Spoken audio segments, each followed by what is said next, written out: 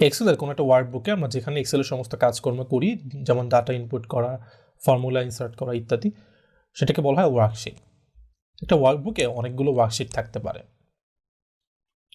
আমরা যদি নতুন কোনো ওয়ার্কশিট ইনসার্ট করতে চাই, সেজন্য যেটা করতে হবে, দেখুন প্রতিটা ওয়ার্কশিটের যে নাম তার পাশে একটা প্লাস সাইন রয়েছে।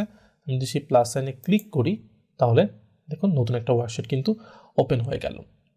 অথবা আরও একভাবে ওয়ার্কশিট ইনসার্ট করা যায়, সেটা হচ্ছে দেখুন হোম ট্যাব থেকে যদি ইনসার্ট অপশনে যাই, সেখান থেকে আমি যদি ইনসার্ট শিট এটা সিলেক্ট করি তাহলে দেখুন আরেকটা নতুন শিট কিন্তু ইনসার্ট হয়ে গেল।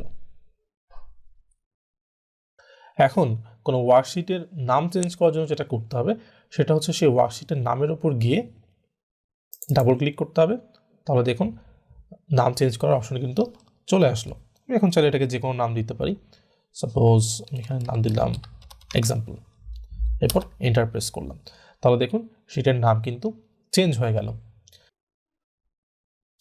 এবার যদি আমি চাই আমি ওয়ার্কশিটটাকে ডিলিট করবো, সেজন্য যেটা করতে হবে সেটা হচ্ছে আমি এই ওয়ার্কশিটের যে নাম রয়েছে সেটার উপর মাউসের রাইট বাটন ক্লিক করব, দেখুন এখানে কিন্তু ডিলিট অপশন রয়েছে। আমি এখানে ডিলিট প্রেস করলে ওয়ার্কশিটটা ডিলিট হয়ে যাবে। এছাড়াও আমি আরেকভাবে ওয়ার্কশিট ডিলিট করতে পারি, সেটা হচ্ছে হোম ট্যাব থেকে আমি এখানে ডিলিট অপশনে যাব, দেখুন এখানে কিন্তু ডিলিট শিট অপশন রয়েছে। আমি যদি এখানে ক্লিক করি তাহলে দেখুন আমার শিটটা কিন্তু ডিলিট হয়ে গেল।